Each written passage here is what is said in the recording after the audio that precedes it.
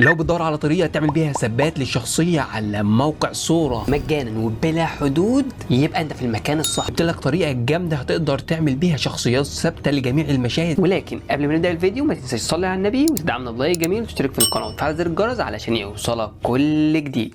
يلا بينا.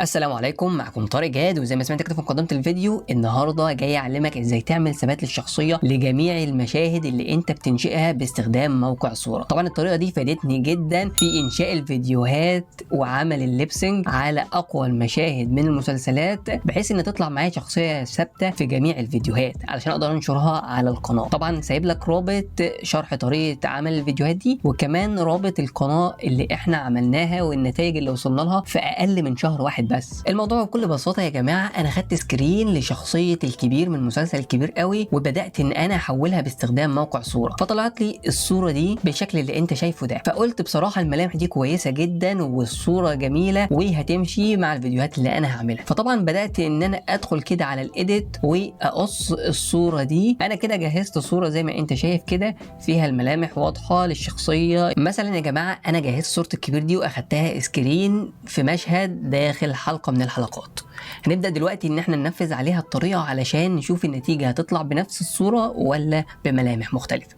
كل عليك يا صديقي بمجرد ما تدخل على موقع صورة من الرابط اللي هسيبه لك اسفل الفيديو في الوصف، يدخلك على الموقع مباشرة. وطبعا في الخانة اللي في النص في الاسفل دي طبعا هي اللي بنبدأ نحط فيها الاوامر بتاعتنا، سواء برومبت او صورة، او نختار المقاسات او عدد النتائج. طبعا هنا التحكم الكامل في الموقع. نبدأ كده بالشكل ده، نرفع الصورة من خلال الضغط على زر الزائد كده ونضغط على ابلود فروم ديفايس، هيوجهنا للجهاز بتاعنا. هنبدأ نختار الصورة اللي احنا عايزين نحولها.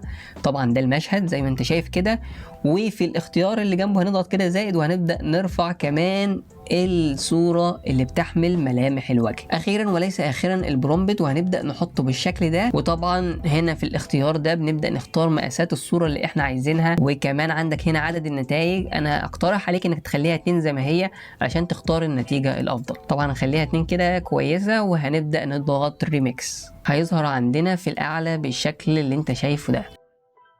وبمجرد ما بتنتهي النتائج زي ما انت شايف كده، النتائج اللي بتطلع معانا يعني هتلاقي واحده كده وشها تخين شويه، فطبعا ده بعيد كل البعد عن الشخصيه بتاعتنا. دي طبعا هتلاقيها كده جميله وواضحه والملامح قريبه جدا. طبعا ده ذكاء اصطناعي يا جماعه، ففي الغالب مش هتطلع لك الملامح 100% في كل مره. انت ممكن تعمل اعاده انشاء لو عايز توصل لنتيجه مختلفه لو النتيجه دي ما عجبتكش. دي الصوره الاصليه اللي احنا اديناها للذكاء الاصطناعي، ودي الشخصيه النهائيه. زي ما انت شايف هنا في لون الطاقيه مختلف ولون الجلابيه، لان الحاجات دي اخدها من الصوره الاصليه، المشهد الاصلي اللي احنا رفعناه. هنجرب حاجه تاني، هناخد كده برومبت وهنرفع صوره الوجه بس، وهنشوف النتيجه هتعمل ايه. رفعنا الصوره زي ما انت شايف كده، وقلنا لشات جي بي تي يدينا برومبت ليها بالانجليزيه، وهنبدا ناخد البرومبت ده كده كوبي، وهنبدا نشوف النتيجه اللي الصوره هيديهولنا لما نرفع بس ملامح الوجه، ونبدا نحط البرومبت اللي شات جي بي تي اداهولنا. هنضغط ريميكس.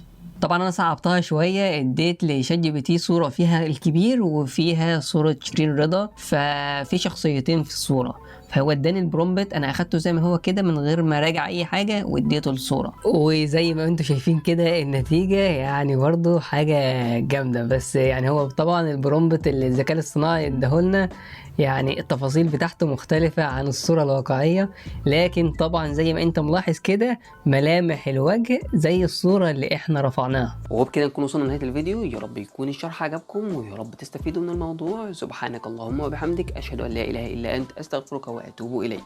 سلام.